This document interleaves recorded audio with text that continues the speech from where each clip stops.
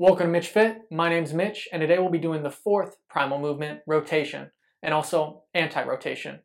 Rotation involves the core musculature, and a common misconception is that the core only involves the abdominals or your stomach muscles. But it involves much more than that. It includes your glutes, your butt, your hamstrings, hip stabilizers, hip flexors, really the lumbo-pelvic hip complex, so your general midsection. Rotation is going to be involving these muscles firing to cause a rotation in your torso in the transverse plane. The transverse plane is when your body's cut in half with a plane that's parallel to the floor, and you're moving in that rotation manner in that plane. Anti-rotation is going to have these muscles firing to prevent that rotation. So maybe it's an external force that's trying to push you to twist, and you're holding your position, preventing that rotation. Let's get into the exercises. This is purely a recommendation. You can always add, subtract exercises, or switch them around, whatever's best for your training program. The first exercise is the pelvic tilt. This is an essential for beginners, and especially those who suffer from low back pain. For this, you're going to lay down on your back with your feet flat on the floor, knees bent about 90 degrees. All you do for this is you brace your core, squishing, pushing your lower back down into the ground. And you're going to hold that for an extended period of time. Maybe you start with 5 seconds and you build to 30 seconds. You want to really make sure to be able to breathe as you do this movement. So you don't want to hold your breath that entire time. Essentially, what you're trying to do here is practice that movement where you brace your core. It's extremely important in other exercises like the back squat or any squat, the deadlift. This movement will really help prevent injury and make sure that you're doing the exercise in a more safe manner. The next exercise is the ultimate in every training program. This should exist, is the plank. For this, you're going to be laying on the ground, but you're going to be on your elbows, where your arms are about shoulder width, and you're going to be up on your toes, and your feet can be about hip width. You want to make sure that you're in a straight line. You don't want to have a lower back arch. If so, you squeeze your butt, you rotate your hips forward, and that's going to straighten out your lower back and engage your abdominals a bit more. You also don't want to have your hips too high. Nice straight line. To start out, you can just hold it maybe even for 10 seconds and then build all the way up to 60 seconds.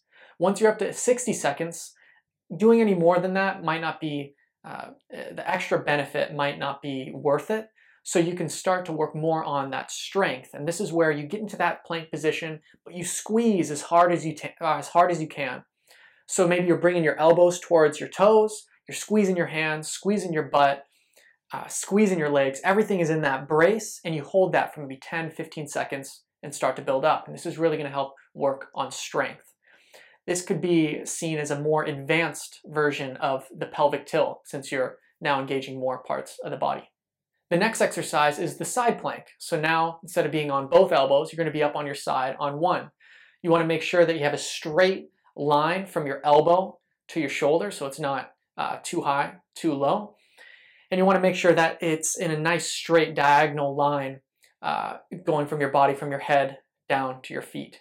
Now this is going to involve more of your obliques in the side abdominals.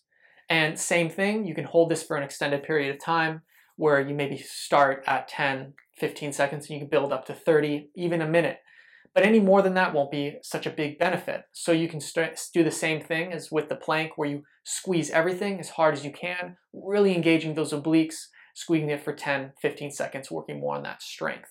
One of my favorite workouts is the 6-minute abs. This involves the plank and the side plank. You hold the plank for 60 seconds, the side plank for 30, and you do 3 rounds, doing a side plank on each side. So it comes out to 6 minutes. You can check out my YouTube video on that workout to follow along. I'll link it either up here or in the description below. The next 2 exercises, you can switch between them. The first is PALLOF press, and this is where you're going to involve a resistance band or a cable machine.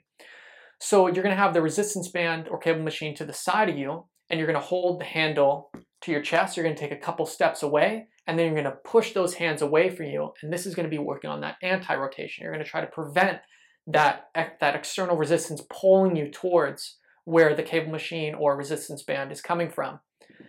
This is great on working on that anti-rotation. It's a very good one for beginners. Any training level, you can really increase the weight on this. You can hold this for maybe 10 to 30 seconds on each side. The next exercise that you can switch between this one is the Russian twist. Now this one's going to involve rotation, so involving more movement. So for this, you're going to be sitting on the floor. You can have your legs bent. Sometimes you can have your feet lifted to help with the balance. You're going to be sitting up in a nice V position.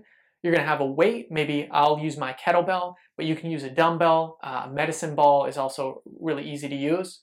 And you're going to rotate from side to side, making sure to touch the ground, pausing for a moment, and then going to the other side.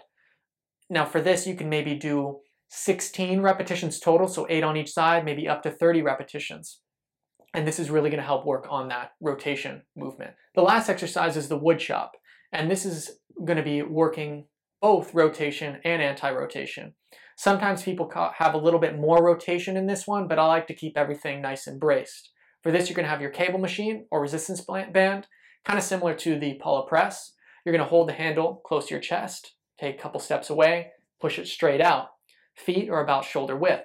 For this, then you'll twist away from where the cable machine is or the resistance band is attached to, but you're going to keep everything nice and braced. You're going to turn your entire body. The foot that is closest to where it's attached to, you can twist kind of like you're squishing a bug, like when you're swinging the bat. And then you're going to slowly rotate back to the start position.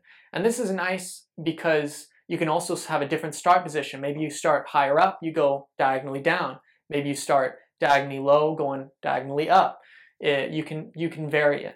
Thanks so much for watching. I hope you enjoyed this video. If you did, please like and subscribe.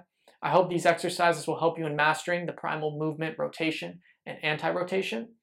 If you want to see a free PDF version of all these exercises, you can head to my website, mitchfit.com. I also have a lot of different programs and workouts if you are interested. See you next time.